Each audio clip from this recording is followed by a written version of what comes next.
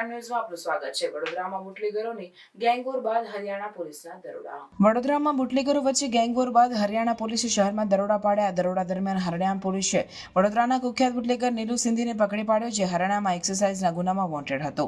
આ દરોડા દરમિયાન ખોડિયારનગર પાસેની અવાવરૂ જગ્યામાં વિદેશી દારૂનું મોટું ગોડાઉન પણ ઝડપાયું હતું, જ્યાં પતરાના શેડમાં વિદેશી શરાબનો જથ્થો મળી આવ્યો હતો।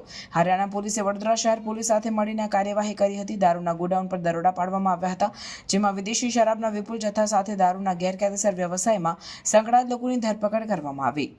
આ ગોડાઉન ખોડિયારનગરની સોસાયટીની અવાવરૂ જગ્યામાં હતું।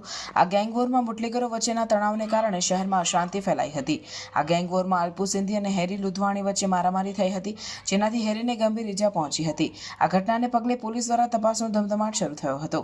આ કાર્યવાહી વડોદરા શહેરમાં બુટલેગિંગના ગેરકાયદેસર વ્યવસાયને રોકવા માટે મહત્વપૂર્ણ પગલું છે। આ સાથે હરિયાણા પોલીસ અને વડોદરા પોલીસ વચ્ચેના સહયોગને પણ મજબૂત બનાવવામાં આવ્યો છે, જેનાથી ભવિષ્યમાં આવા ગુનાઓને રોકવામાં મદદ મળશે। સનસની ક્રાઇમ ન્યૂઝ ને સબસ્ક્રાઇબ કરો અને બેલ આઇકન દબાવી તાજી અને સચોટ ક્રાઇમ સમાચાર સૌથી પહેલા મેળવો।